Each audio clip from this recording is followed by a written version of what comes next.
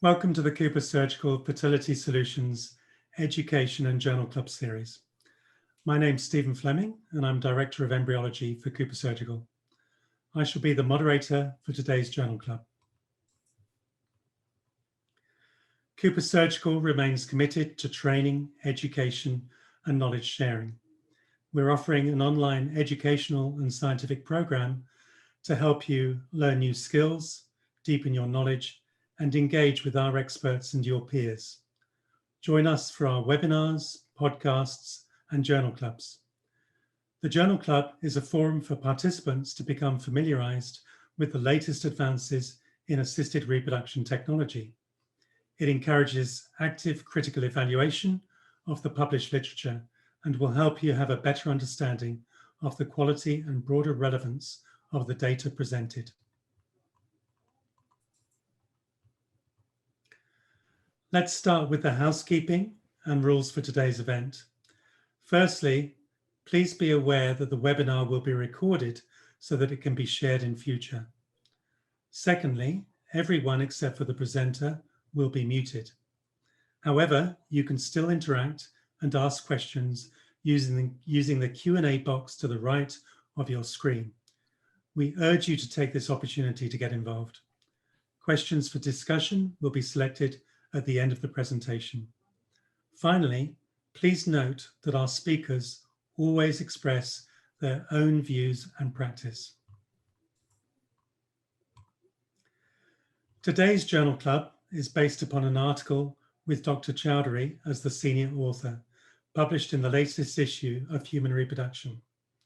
Live birth and perinatal outcomes using cryopreserved oocytes, an analysis of the HFEA database from 2000 to 2016 using 3 clinical models. Dr. Choudhary is a leading clinician in reproductive medicine at the internationally renowned Newcastle Fertility Center at Life and oversees the world's first mitochondrial donor program. She also oversees the ethical and regulatory aspects of the research program at Newcastle Fertility Center as the named person responsible for research to the HFEA. She's also affiliated to Newcastle University and the Wellcome Trust Center for Mitochondrial Research. She leads the Egg Donor Program and is also in charge of the new Mitochondrial Donor Program for the world-first licensed treatment for mitochondrial replacement techniques. She believes in a donor-centric approach, keeping the best interests of the donors at heart, without compromising the chance of a baby for the women needing these eggs. She's a trustee on the board of the national UK charity Sperm, Egg, Embryo Donation, or SEED Trust. She sits on the National Institute for Health Research and Health Technology Assessment Prioritization Committee, advising on development of research topics related to mental health, women, and child health. She also serves on the National Executive Committee of the British Society of Paediatric and Adolescent Gynecology, overseeing their website and patient information resources. Dr. Choudhary has published a number of publications in the field of human reproduction and has received several awards, the latest being the Asian Women of Achievement Award 2020 finalist. So now it's over to you, Meena. Thank you so much, Stephen and Cooper Surgical for inviting me to give this talk based on our paper, which was recently published in the May issue on live birth and perinatal outcome of using cryopreserved oocytes, as mentioned earlier.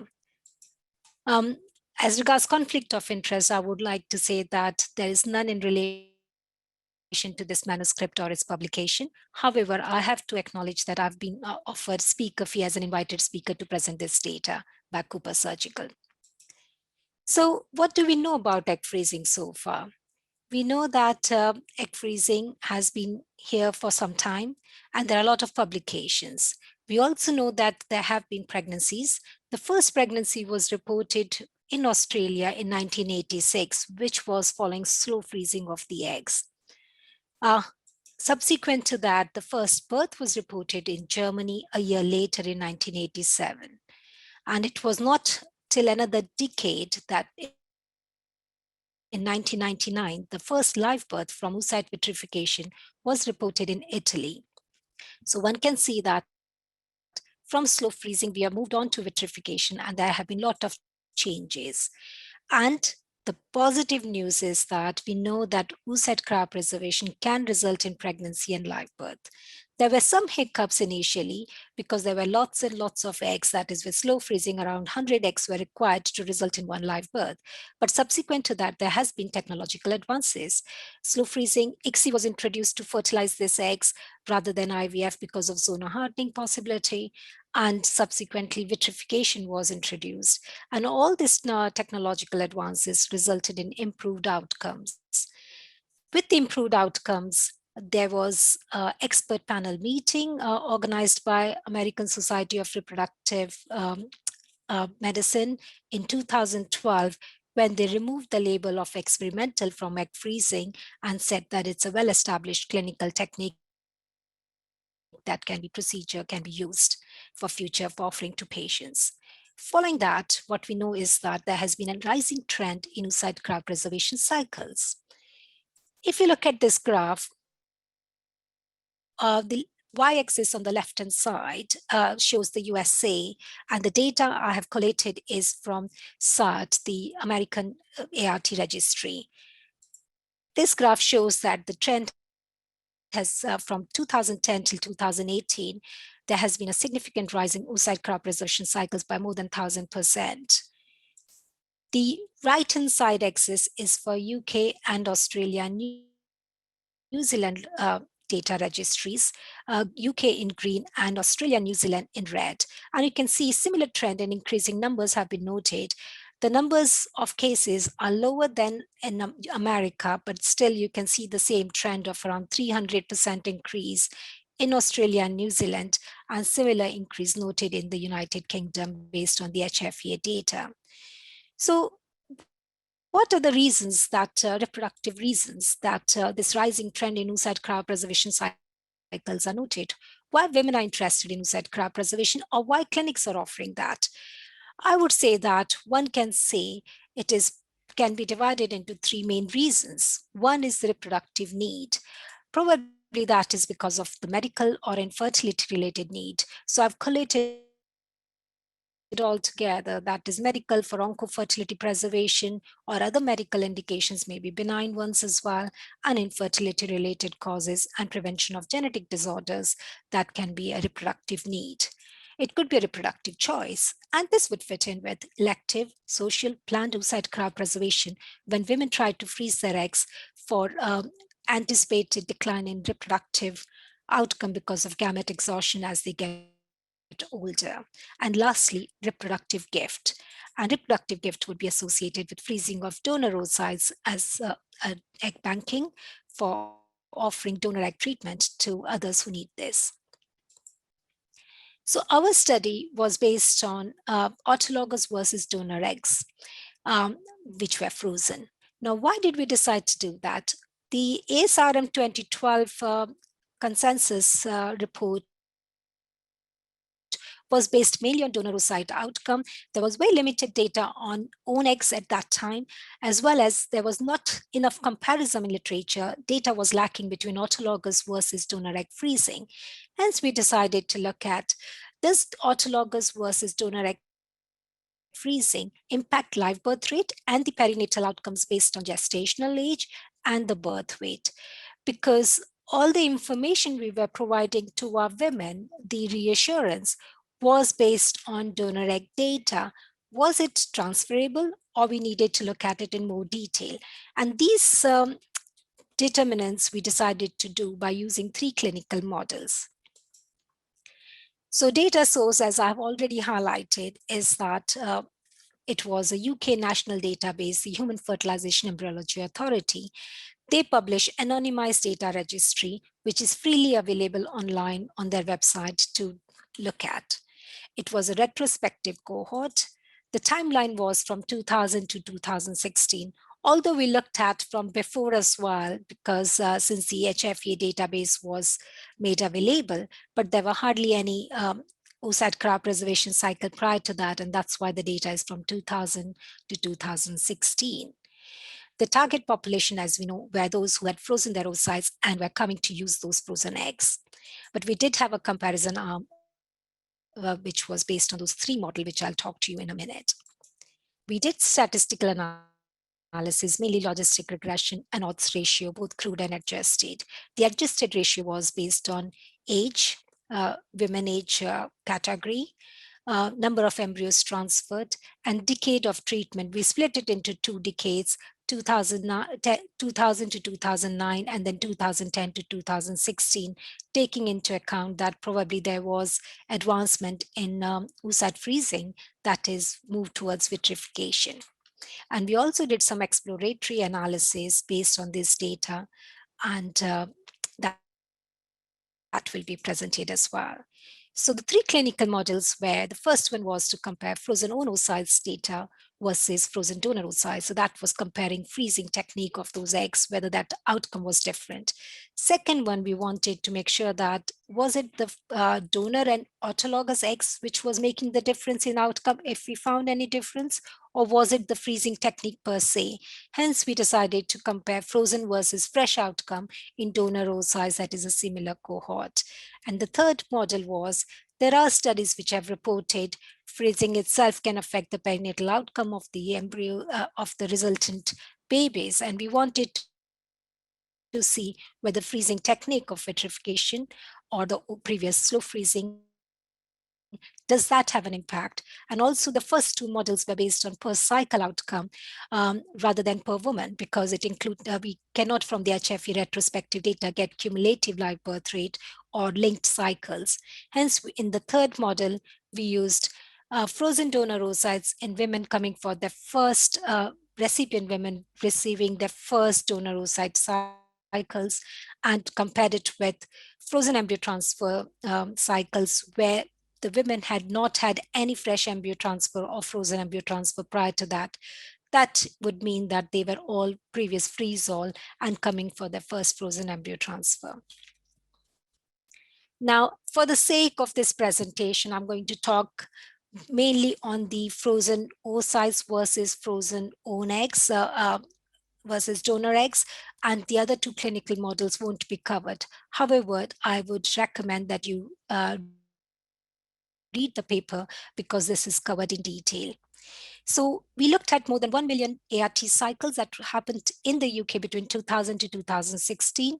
All centers providing ART treatment have to have license with the UK regulators, that is the HFE, and have to report that data to the HFE.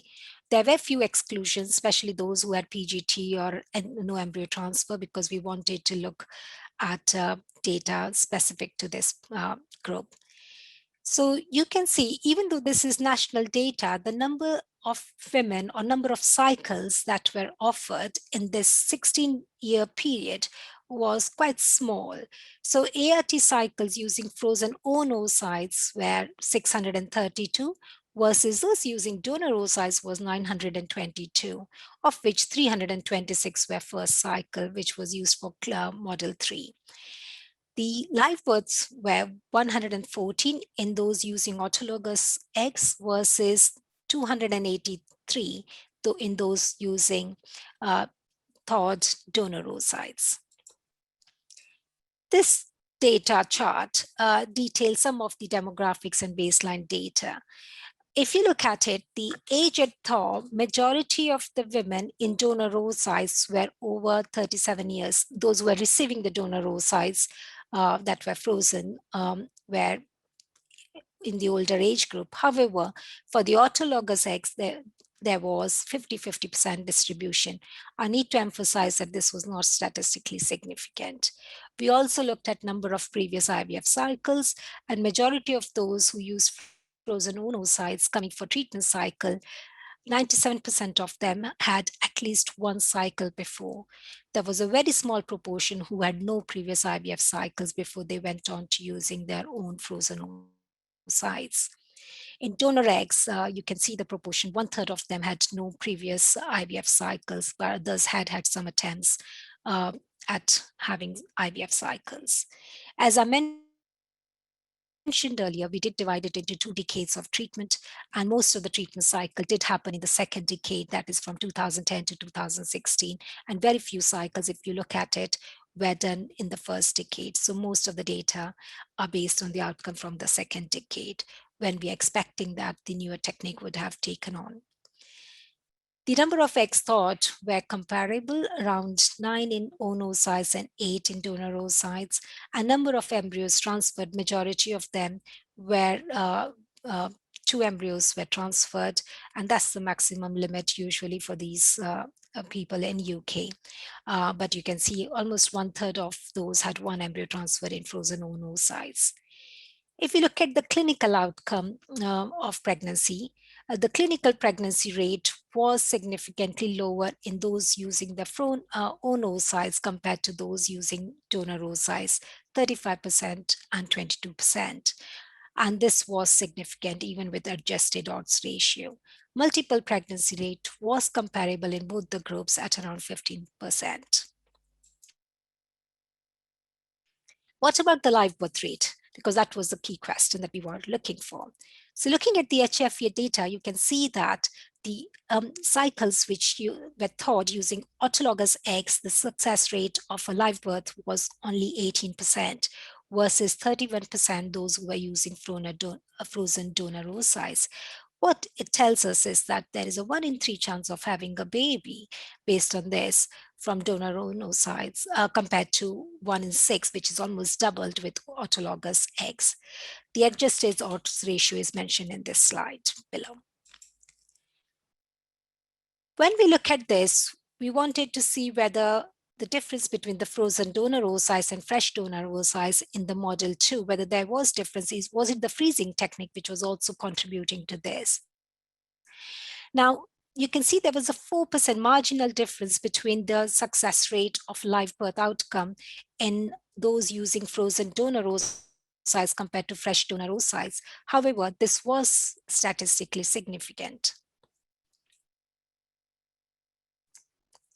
We also looked at the number of oocytes thought and the live birth rate based on those. So this is given in ranges 1 to 5, 6 to 10, 11 to 15, and more than 15.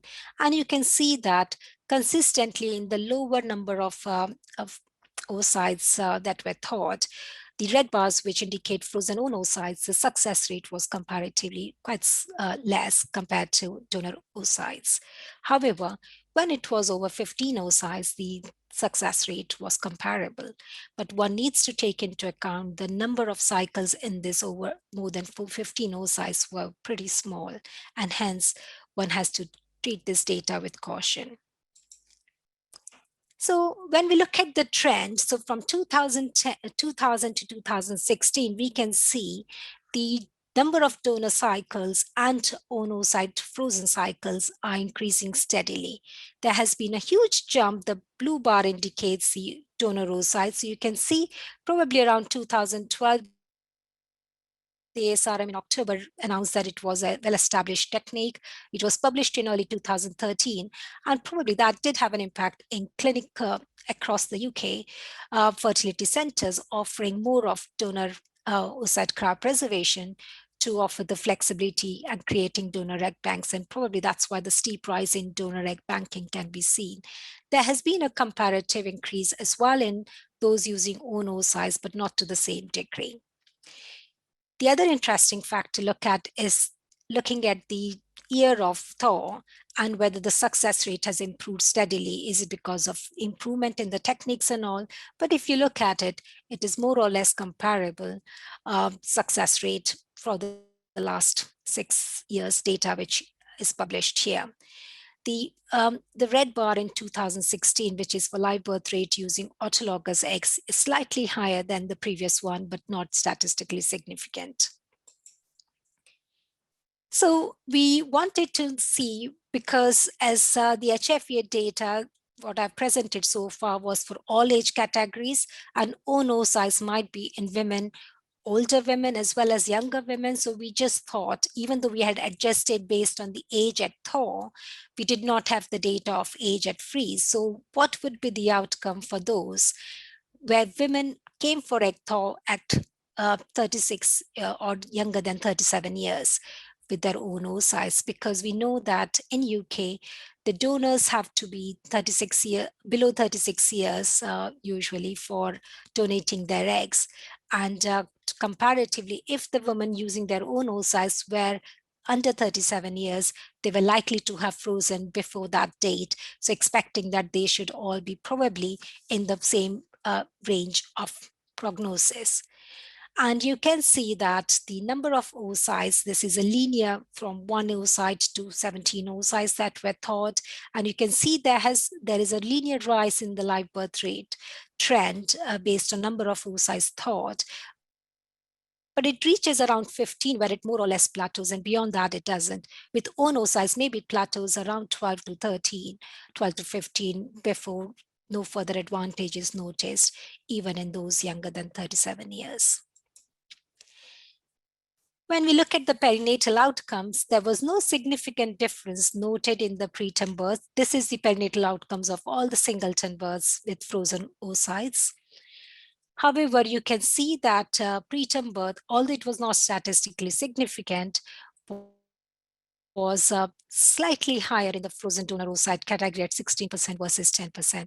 But please look at the numbers. The numbers of total numbers were extremely small. So that has to be taken and caution has to be exercised. But the significant difference was noted in low birth weight. Women using their autologous oocytes had a lower risk of low birth weight compared to those using donor oocytes, where the risk was 14%. Is it related to any other factors? There are a lot of confounding factors that may contribute to this, but we cannot extrapolate that from the HFEA data. There was no increase in macrosomia noted with frozen oocytes in either group. Low birth weight when compared from the frozen own and donor oocytes, we looked at the fresh and because if it is related to donor or is it related to freezing technique, we can see that it was comparable whether it was fresh and frozen donor oocytes. So it tells us that it is likely that this was secondary to the donor eggs rather than the freezing technique, the difference because it was comparable in the other group. So in conclusion, I would like to say that the live birth rate is shown to be lower in own oocytes versus frozen donor oocytes, but the advantage is that the perinatal outcome in those using own oocytes, there is a lower risk of low birth weight. When it is frozen donor oocytes versus fresh donor oocytes, the outcome is marginally low, as I mentioned, but statistically significance of 4% difference is not the same as clinical relevance or of clinical significance. That needs to be taken into account. The reassuring thing from this is that oocyte cryopreservation does result in almost comparable outcome with donor oocytes. The limitations, very key to know that there are several limitations to this study. It is a large registry. However, the data is retrospective. There are a lot of factors which are not reported in the HFEA database, such as the reason for cryopreservation, method of cryopreservation, whether it was slow freezing or vitrification. We could not work out the cumulative live birth rate because it was not linked data. Age freezing and storage length was not known. However, from the HFEA, this information can be retrieved afterwards, and I have looked at it separately. Age match number of oocytes to achieve one live birth could not be extrapolated directly based on this.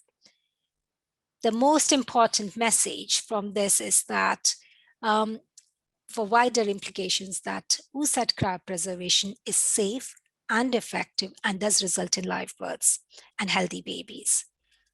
However, for clinical practice, it is a well-established technique and should be offered by all fertility centers with the expertise. But one needs to know that although it is a reasonably good option for donor egg banking with the good success rate noted with that, and also the flexibility it offers despite the 4% marginal difference.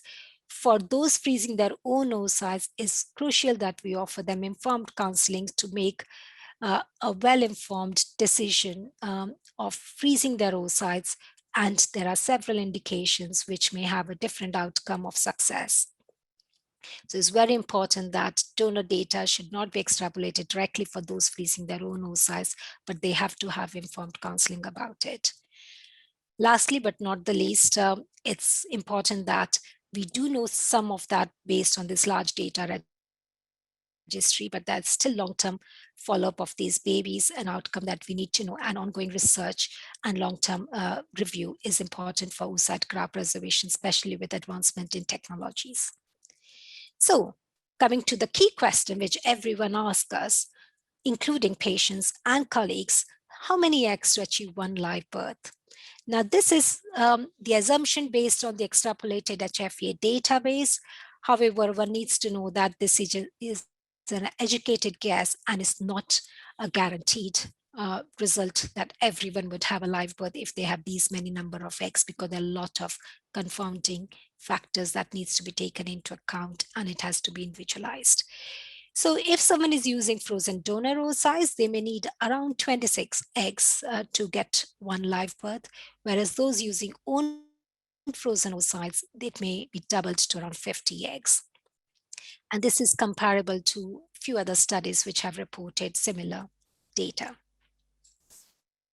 I would like to acknowledge all my co-authors who did the work under my supervision. And I would also definitely like to acknowledge Human Fertilization Embryology Authority for making their data easily accessible for us to do this study. And lastly, to all the fertility clinics who have been reporting this data on to the HFEA. Thank you.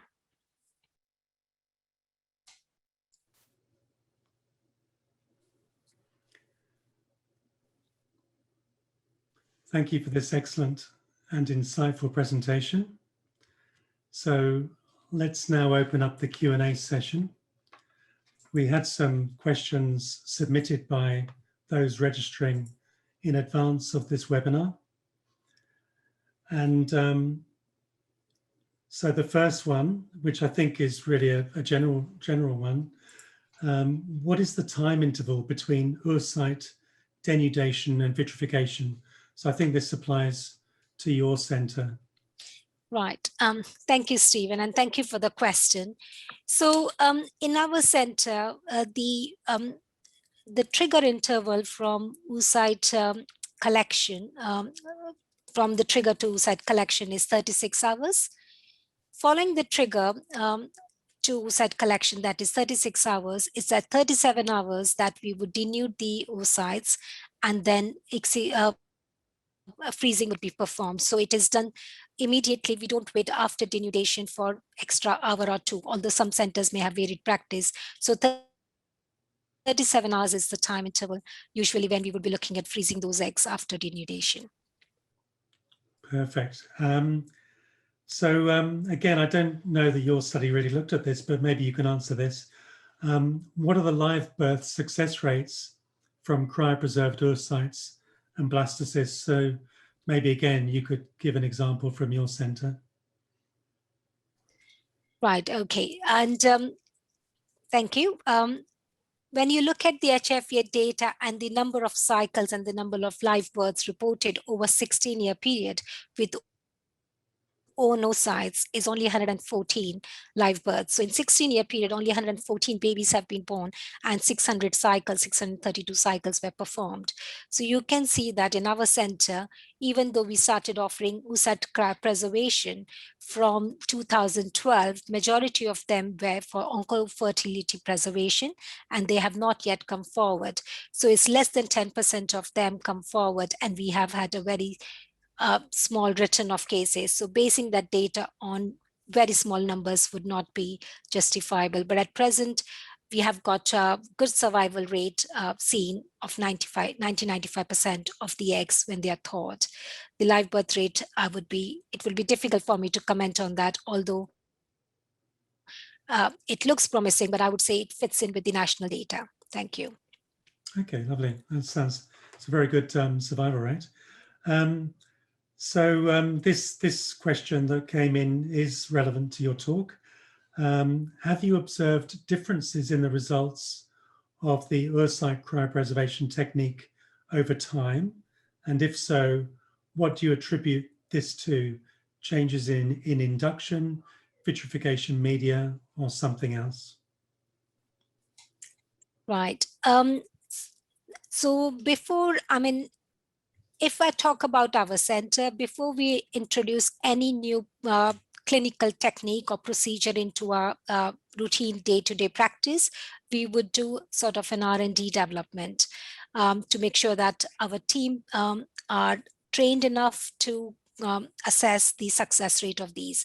So initially, when you start it, the survival rate may not be adequate, the fertilization may not be adequate, but subsequently, as I said, we have got a very high survival rate and the fertilization rate is also very good. If we look at the national data, as I said, the anonymized data registry of the HFEA did not have this available at hand, but subsequent to that, we did get this information from the HFEA, and I looked at it, the year of freeze based on the live birth rate from the year of freeze, and it has remained more or less static for both donor oocytes and for the autologous eggs. So it is difficult to say that there has been significant advancement in the live birth rate, but one has to understand that this is based on small numbers. The newer techniques that were used for vitrification, those women may have not come forward to thaw their eggs, so we don't know the outcome for those eggs. So at present, based on what we have, it seems that it is static, but hopefully it will improve in near future. Okay, thank you. I think your answer leads on nicely to the next question that we received, which is, in that case, are any differences seen between various cryo kits, methods, straws, etc., used for vitrification? Yeah,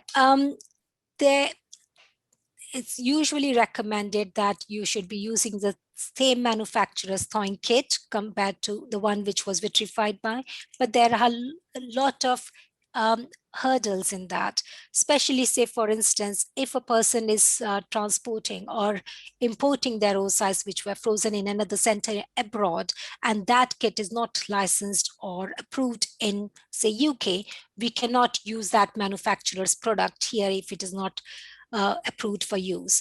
In that case, we may be using a thawing kit, which is different.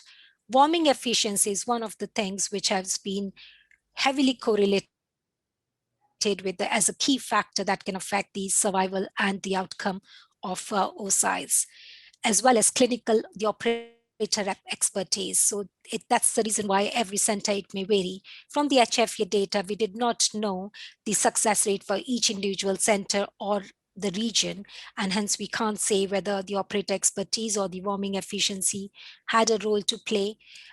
Maybe in future there would be a lot of other parameters in research and in clinical practice that may determine the success rate, including using maybe a universal thawing kit may come out which can be used with any product, and that would be a great way forward for everyone, so we can have uniform results and uniform thawing process for every single oocyte that is frozen. Great. Getting into the details of your study, do you think it's possible to control for age between patients less than 37 years old using their own oocytes and patients using donated oocytes simply on the basis that the HFEA recommends that donors should be less than 36 years of age? Right, okay, thank you. So the donor oocytes in UK, if someone is coming forward as a volunteer to donate their oocytes to help someone else unknown to them, that is like an altruistic donation, the recommendation is, the guidance is that they should be under 36 years of age. However, there is a possibility that some of the donors may be a known donor say, for instance, sometimes women in same-sex relationship, one partner may be donating it to the other partner, and that is known as non-donation. And for other reasons, some of the family members may be donating. In those cases, some of those donors may be older. However, when I looked at the HFA data, as I said, I sourced the other information separately to this paper, and we looked at the live birth rate per Thor cycle from 2010 to 2016, because those were the, as I said earlier, more than 90% of data were from that time, based on the egg source, that is donor eggs and own eggs separately, and the age at which they were frozen. So when I looked at it under 35 years for own oocytes and donor oocytes, there was still significant difference for these different time period. For the last 3 years, from 2014 to 2016, with the own eggs, the success rate was between 12 to 15, 17%. Whereas with the donor oocyte, it was around 27 to 31% live birth rate. So it does show that there was a difference noted with that as well. Okay, we've had a question come in. Did you observe differences in pregnancy and live birth rates between oocytes cryopreserved with slow freezing compared to vitrification? From the HFA data, it is not possible to delineate or differentiate between slow freezing and vitrification, because this is not recorded by the HFA. So even if you try to get any further information from HFA, because they don't record it, it is not possible. So this is a big limitation of our study. However, knowing that almost all the centers in the UK nowadays use vitrification, and with the first live birth of vitrification in 2010, if we look at, say, from 2010 onwards, or maybe even much later, 2014 to 2016, assuming that these were all from vitrified oocytes with the year of freeze in those time period, it does tell us that the success rate has remained comparable from that. Previously, maybe the slow freezing, there are a lot of literature studies which have shown that maybe around 100, 150 oocytes were required to result in one live birth with slow freezing, whereas the numbers required with vitrified oocytes are significantly lower, which is promising. Absolutely. So does the difference that you observed in live birth rate between women receiving frozen and fresh donor oocytes, albeit maybe clinically not significant, does it nevertheless suggest that cryopreservation or perhaps cryotransport may adversely affect oocyte viability? Now, when we talk about cryopreservation and cryotransport, there are some studies, as I've already alluded to before, about warming efficiency being a key factor, as well as, but the data is limited on that. Still, we should say that it will be worthwhile to obtain information from large data registries, if possible, especially with cryotransport. UK does record data if the eggs are imported from other countries, and if we have that data, we can compare that. There has been some studies which looked at cryotransport and own oocytes from thawed from their own unit, and compared the data, where they found that cryotransport had a lower success rate compared to their own oocyte. But there are a lot of factors associated with that, the vitrification technique, the thawing technique, and other parameters. So I would say that although the difference is marginal, clinical relevance is comparable, and the additional benefits it offers by freezing donor eggs or flexibility in the donor program should be considered, taken into account, and more research is still required. Thank you. So we've had another question that's come in, which is very similar to the next question I was going to ask you, which is whether you prefer fresh donor oocytes or frozen donor oocytes. And I was going to ask you, does the data from your study suggest that all donated oocytes should in fact be cryopreserved?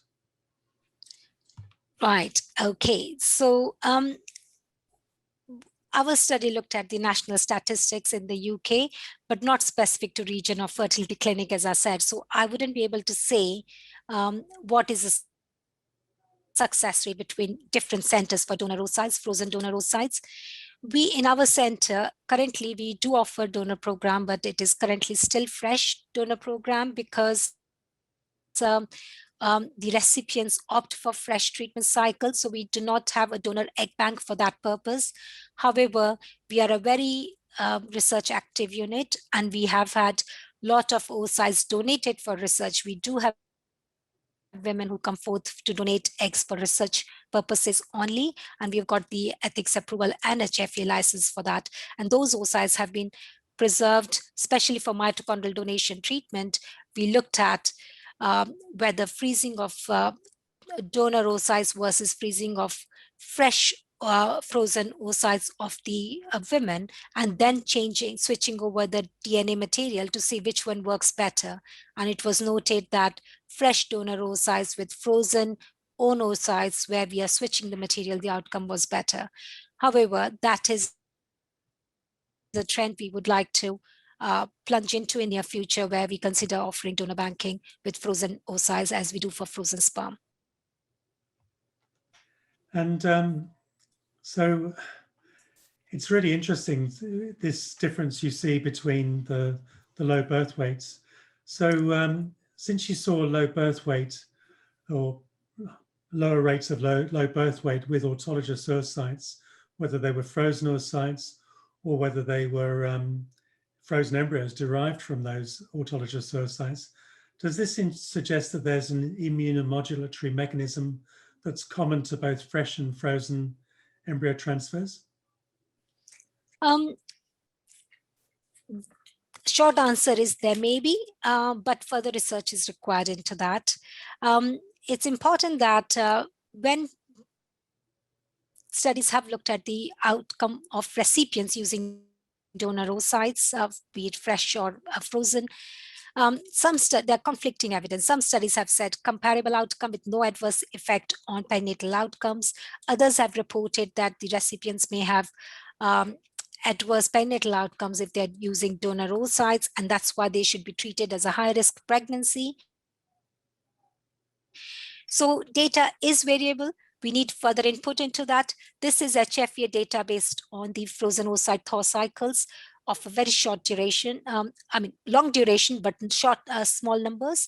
And the numbers are required to come to that. So hopefully in future, when we have more data available, including not only from the HFA data registry, but from SART registry as well as other centers, we will be able to give more information. But as of now, there may be other factors that may be playing in role, immunomodulation or something else which we don't know yet. Yes, and maybe higher rates of preeclampsia as well. So yes, indeed. Yeah, so one interesting thing occurred to me because I used to treat a fair number of same-sex couples, and I'm just wondering whether that they often opt to have one of the oocytes retrieved from one partner and have the resulting embryos transferred to the other partner so that they can share their roles in the pregnancy. But do you think the data that you've presented suggests that this approach may impair live birth weights in these couples?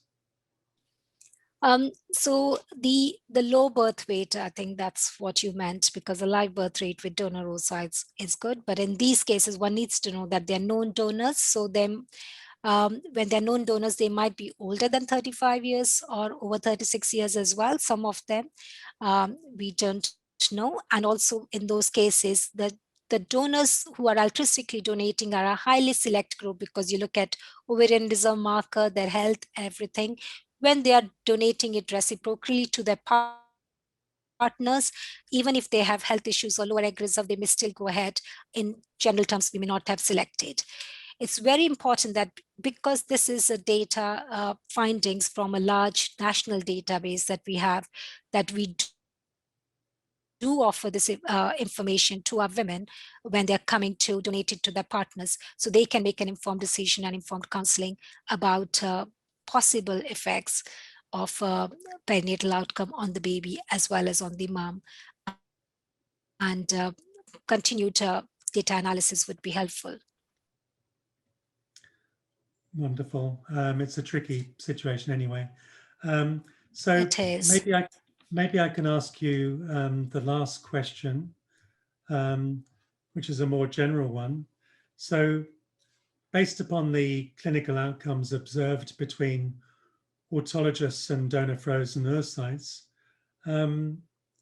what would be the optimal strategy for someone considering postponement of pregnancy? And indeed, as a general strategy for a centre setting up a donor bank or donor oocyte freezing, what would be your general recommendations to them in terms of achieving success? Right.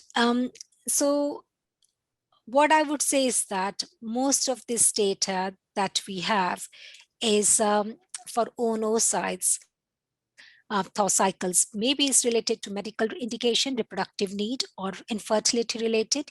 We do not have clear-cut data on plant oocyte cryopreservation across, although there are a couple of studies which are coming out looking at observational cohort studies. If women are freezing their oocytes earlier on, and they're perfectly healthy for future reproductive potential, then maybe the success rate we would expect to be comparable to frozen donor oocytes when they come to use it.